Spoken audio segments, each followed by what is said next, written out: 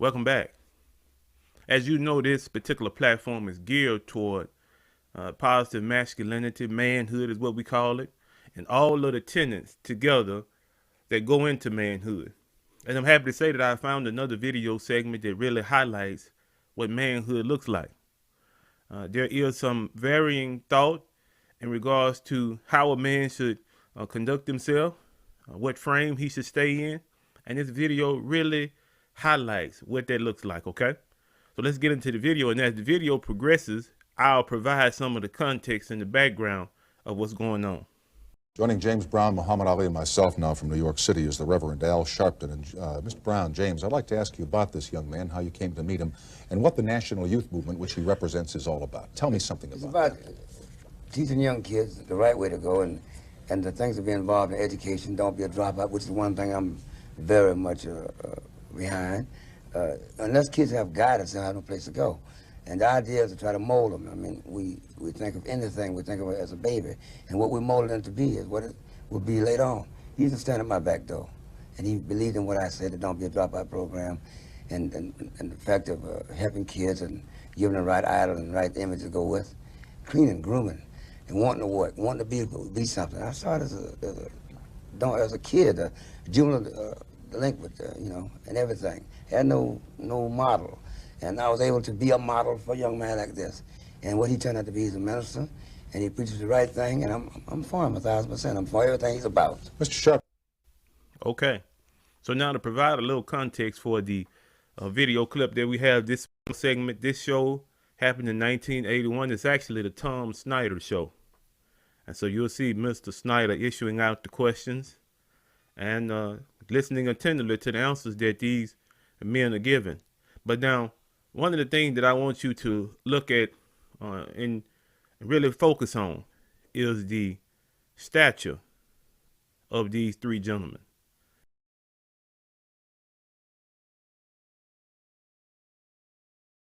As the video goes along, how are they carrying themselves? Notice the inflection in their voice when they're speaking. Does it sound like they're sure of themselves, or does it sound like there's some indecision in them? This is important because this particular clip, I want to illustrate, as I mentioned, what manhood looks like.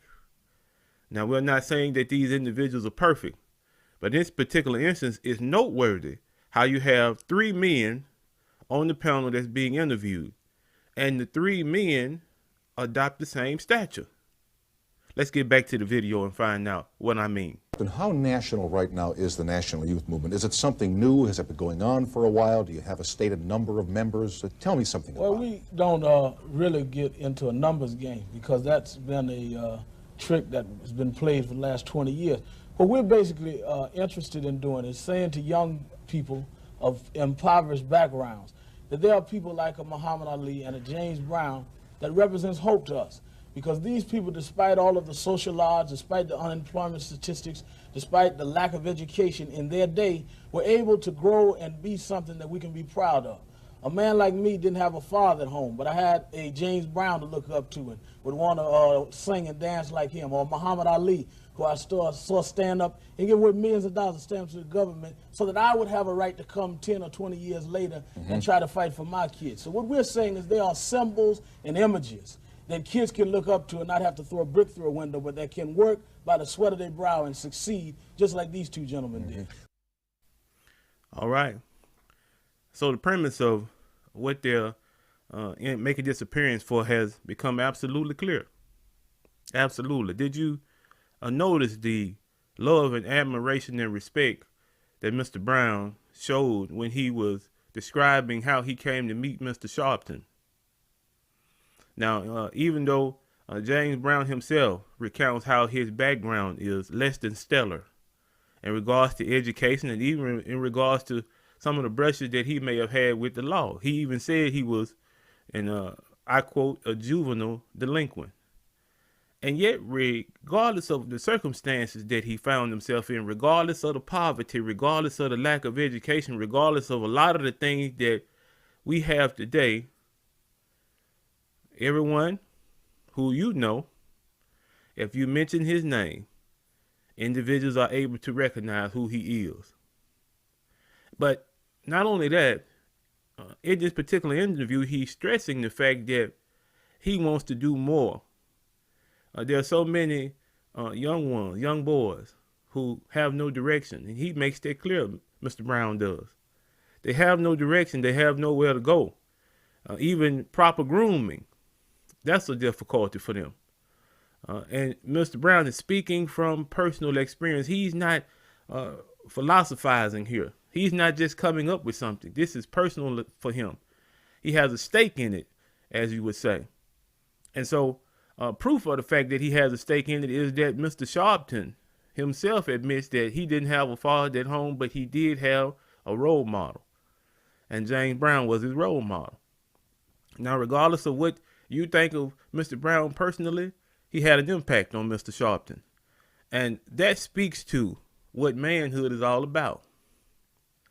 If you are a man and individuals who interact with you don't come away with something more than what they came with, then can you really say that you're practicing manhood?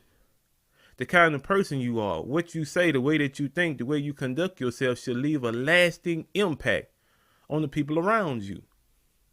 Even if they don't agree with you at times, they have to admit that they respect you because you're an individual who is firmly grounded. And I think that's what Mr. Sharpton found in Mr. Brown, someone who was firmly grounded. And he saw the way that Mr. Brown conducted himself, and he emulated that. He did. So now let's keep going with the interview. But considering the numbers of young kids today, and Rev, there are hundreds of thousands or tens of thousands of kids who really are in hopeless and desperate situations, is it enough to just offer them an example? You say hopeless, though. Not hopeless. Well, let's say, well, to them, 10, 11, 12-year-old kids. It's never hopeless. There's no such thing as hopeless.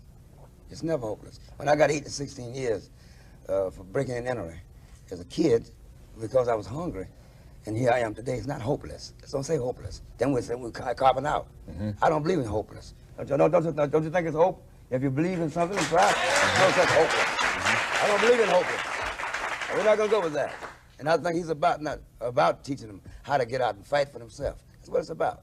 No, it's not hopeless. Everybody has a cause and everything, but everybody want to live. And I think living is what we're about. We're not going to teach dying. Hopeless is dying. I agree with. So now that particular portion of this segment is especially something that I feel exemplifies manhood. Because listen, all of us, no matter who we are, we have certain principles. We have certain notions in our mind that we live by from day to day. And we have certain things that we believe in so deeply that we're willing to give time, energy, and all our resources in order to see that come to fruition. So do you understand now why Mr. Brown had to take the stance that he did? Did you hear the inflection in his voice? Did you see the way that he dealt with the question that left no doubt as to how he felt about the situation? No, this is not a hopeless situation. He mentioned that he had got 8 to 16 years for breaking and entering because he was hungry. So once again, we're talking about a man who understands exactly what it means to have difficulties in life, but then we're also talking about a man, though he's imperfect, we're also talking about a man who knew what it meant to pull himself up out of that situation into a better one. We're talking about manhood here, okay? Life is not fair. It was never promised to be. And the only thing that equalizes it is the fact that you have determination and that you're not going to give up until you reach a better point in life. That's where the equalizing comes in at. The more energy you put into making sure that your life is better than it was 5, 10, 20 years ago, then you'll see that the end result become better and better as time goes along. That's the only thing that Mr. Brown is illustrating. So it's not hopeless. If you're willing to put in the time and the effort to do better, if you're willing to put in the time and the effort to change yourself and the things around you, then it's never a hopeless situation. Let's keep going. 100%, James. But what I'm trying to ask here is simply saying you too can be a James Brown or a Muhammad Ali. Is that enough to give a kid who's hungry, who doesn't know where his next meal is coming? I'll say that. Give him somewhere to go. I think it's awful weak to tell a kid, you can be a James Brown, one of the greatest entertainers in the world, and me, one of the greatest fighters. And like you said, the hundreds of thousands of millions of kids that need a break. You can't have that many great people. But they can get educated, they can go to school, they can learn. I'd like to say one thing. We have crime today, it's a big problem. I think they took a national vote on what the people want the government to spend most of the money on, and crime was over national defense. Worrying about Russia, China, outside enemies, they're worrying about inside crime. We have crime today, all type, prostitution, murder, exploitation, degradation, and wars of all kinds. And I'm going to tell you why everything's happening. And I think if you're intelligent, you agree with it. If we were riding an airplane and the two pilots died for some reason, is there anybody in this room that can go in the cockpit, pick up the radio, start working it, bring the plane in, depressurize it as it land, and make it and late at night on a stormy day? You couldn't do it. Right. Well, but if you learn how to fly, or if they show you how to fly, you can. Since God made the world and God made us, He sent the Bible, the Torah, the Quran, sent Moses, Jesus, Noah, to show us how to run the world. And God left His laws. If we don't follow His laws, then we crash. Let me say this. Salute to the champ. Another sterling example of positive masculinity. Throughout the dialogue that the champ just had, do you see within the champ any indecision? Do you see that he's fumbling for words? Do you see that he doesn't know what he's talking about? Absolutely not.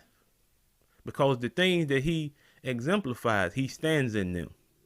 Those are principles that he lives by. It's not just something he's talking about. It's not. It's more important to him than that. And then if you think about what he's saying, it's logical. It's logical. And that's where he's coming from. He's coming from logic. This is not something that is maybe perhaps detracting from the point that Mr. Brown is making. That's not the point of it. But what he's saying is, okay, all right. Even though we say that it's virtually impossible for all of the hundreds of thousands of young boys out there to attain the stature that they attain, to be a heavyweight champ, to be a recording artist with so many hits. That's not what Mr. Muhammad is saying. What the champ is saying is that this very same energy, the very same determination, the very same thought process that they employ to get to where they are is the same thought process as individuals who are becoming successful in other fields. And that's the thought process that individuals need to employ. They need to look at things logically and do the work. As Mr. Sharpton made a statement earlier, the champ getting up at 5 o'clock in the morning and running 10 miles, that's determination. He wanted to be the best at what he did, and he did it 3 times. 3 times. So you're not talking to an individual that doesn't know what hard work is. You're not talking to an individual that doesn't know what determination is when he stood up to the federal government as to whether or not he was going to have to go to Vietnam. So you're talking to an individual who I admire. I do. And I admire him not for his personal beliefs or his religious beliefs. I admire him for the man that he is. But at the same time, I must agree with the last part of the statement that the champ made. If you are trying to learn how to use a certain appliance in your home, wouldn't it make sense to consult the manual for that particular appliance? And then after you consulted the manual, now you're free to use the appliance in the way that it was intended. He's saying the same thing about the world in general. He's saying that the Creator has left instructions on how to live and how to conduct oneself and how to run the world, as he said. But because individuals look at these things as old-fashioned, they look at these things as things that have come from maybe other cultures that have been forced on our culture, regardless of how a person feels. The state of human affairs has never been, never been as difficult as it is now. And so it gets an individual to thinking the champ might have a point. Let's get back to it. So, Mr. Snyder, in response to your question to Mr. Brown, Mr. Ali, yes, it is enough to begin with showing them an example. Because before you get to education, you need motivation. If you don't have motivation to get out of the bed, you won't make school or the party. And what we try to do by showing a James Brown or Muhammad Ali is not that you can be a great champion maybe like Ali or a great entertainer like James Brown, but if you use the same initiative that they did to make him get up 5 in the morning and run 10 miles and just have a dream and to come back 3 times and accomplish that dream, to have more hits than anybody in the world, even when the music world wouldn't give him credit for it in terms of a James Brown. If you had that initiative to keep working at whatever it is that you're going to do, you can succeed. And what we're saying to them is you may not reach the plateau of public prominence of them, but if you can reach the personal discipline and personal motivation of them, you can reach a plateau in your life. Because it's not about looking for a government handout, it's about looking for a way out, as James Brown said. All right, and then how... So there again, Mr. Sharpton is elaborating on the point that the champ made. The same motivation and what? What did Mr. Sharpton say? Discipline.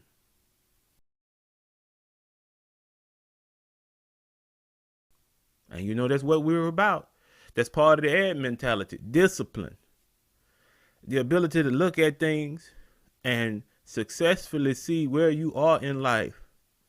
And then to put in place safeguards, preventative measures, where you'll only go so far. You're restraining yourself. Or there are things that you have to do that you will not allow a day to pass by until you have successfully completed these things. Discipline, the ability to lead yourself in situations that other individuals would choose to just allow things to happen as they might. You are more focused. You're more intentional about the things that you do. This is what this panel is talking about.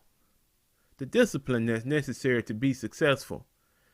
They may not, as individuals, we may not, I should say, be able to attain to the level of status that Mr. Ali, the champ, has, or James Brown. But what they're saying is the same mental attitude, the same discipline, the same motivation, the same abilities that they used that allowed them to never give up on themselves or on their ambitions is what can be replicated. And in this particular instance is what must be replicated.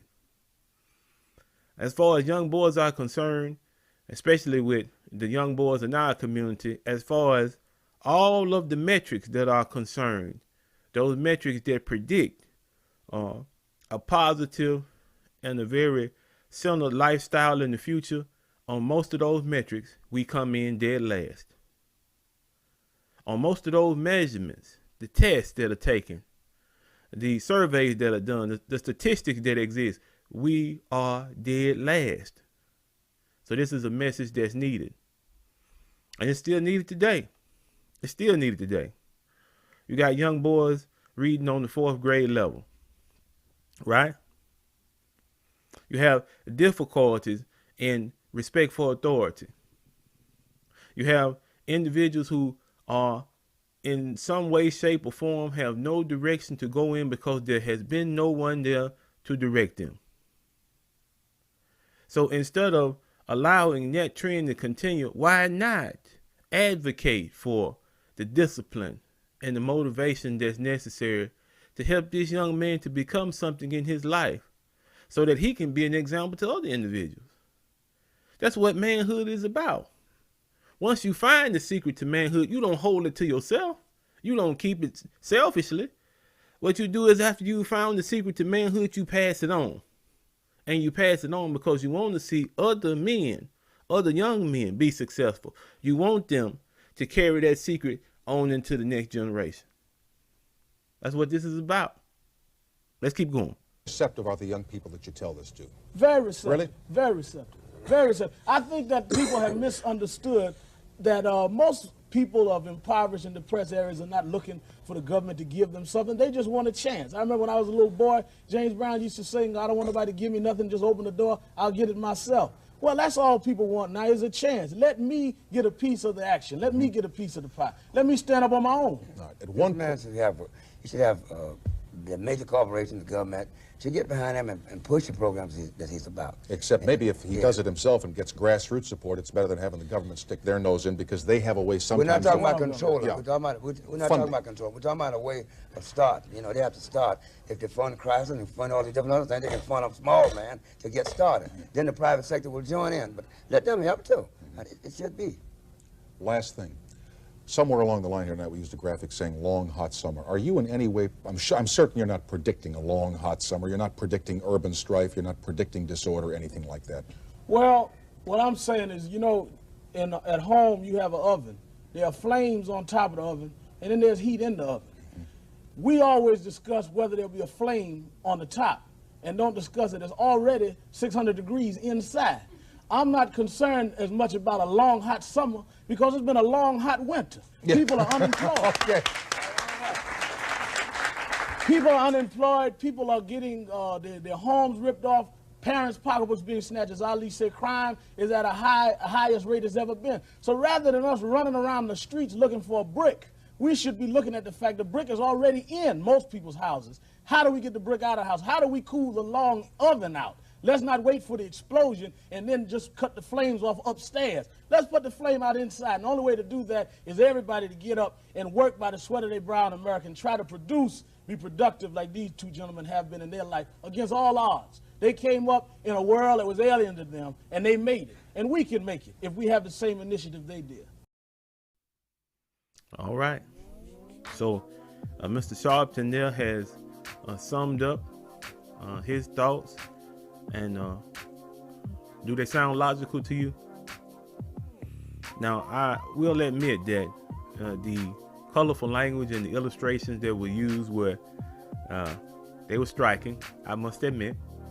But then if you understand the fact that he's a minister, then you know where a lot of the sayings that he uses comes from, right?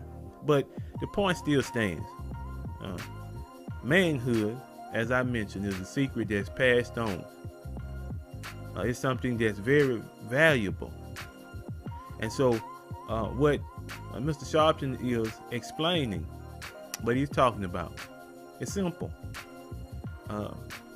We as men are logical thinkers. And if the truth be told, we would prefer peace to war. We would prefer the ability to go about the activities of life and continue to build as we always have.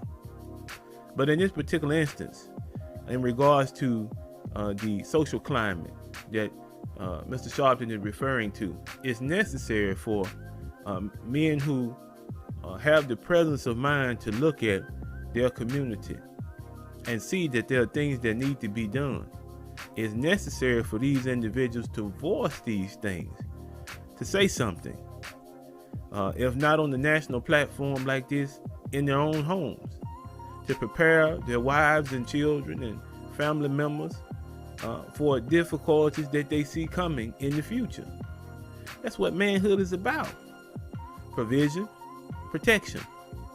And so one of the main ways that Mr. Sharpton is espousing here to protect individuals is to advocate that we get out and build something for ourselves. He mentioned there by the sweat of their brow, right?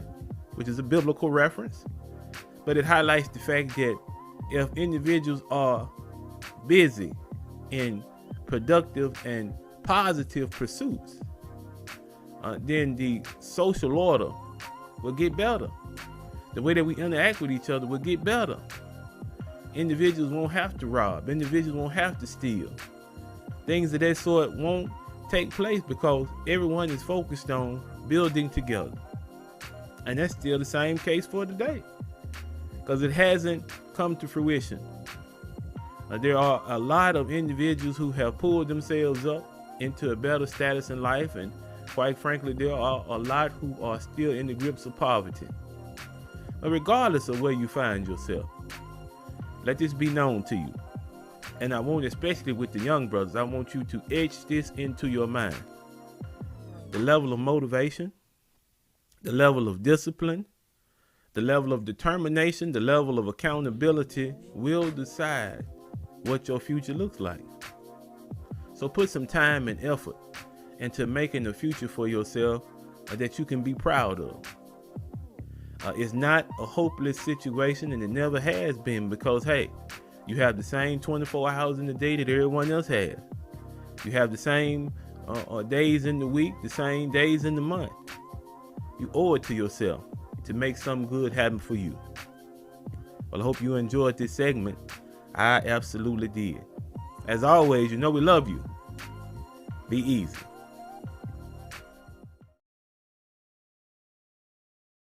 And over a period of a couple of years, James Brown and I developed this tight bond for whatever reason.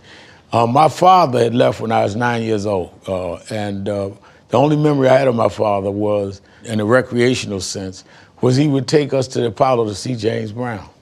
Really? And they had the same birthday, May 3rd. And so I guess it was a subliminal attachment that he was becoming a father that had left me. He would tell me, don't hang out in the crowd. Be different. Be unique. Stand up for your people. And he literally groomed me. One night, and I never said this on television, one night we were in Miami, Florida. About 3 in the morning, I'd laid down, and he called my room. He said, Reverend? I said, yes, sir. He said, come up to my suite. He sat me down on the couch in the living room. He said, what's your name? And I said, what's my name? I'm like, what's wrong with him? He said, what's your name? I said, Alfred Sharpton. He said, from now on, your name is Al Sharpton. Alfred's too long. Al Sharpton. He literally changed my name. 3 years later, I said to him, you close with the Republicans? We're trying to get Martin Luther King a holiday. He told his secretary, get the White House on the phone. I said, yeah, right. They made the calls about 11 in the morning. About 4 o'clock that afternoon, they called back. And he said, I want to meet with President Reagan. And they called back the next day and agreed to have him come on what was then King's Day, which was his actual birthday. He said, I'm taking you with me. And I went to the White House the first time, January 15, 1982, with James Brown. During the Obama administration, you had a key to the front door. Oh, yeah, I knew where it was. That's right. Reagan. But the story that people didn't know is when we were on the plane, he looked at me, he said, I want you to do something. I said, what? He says, when we land, I'm going by Bobby Bennett, who had been one of the famous Flames, used to do his hair. He said, when we get to Mr. Bennett, I want you to let him do your hair like mine. He said, I want people, when they see me and you walk in the White House, to see you as a reflection like my son. And that's why I started doing my hair. Wow. He fashioned and modeled me in many ways like him. And because I didn't have a father figure, he became that. And years later, as I became known, I got a lot of flack from some of my more Afrocentric brothers. Get that conch out your hair. But they didn't understand it wasn't a style, it was a bonding for me to validate that a man felt I was worthy to emulate them that I didn't get from my father.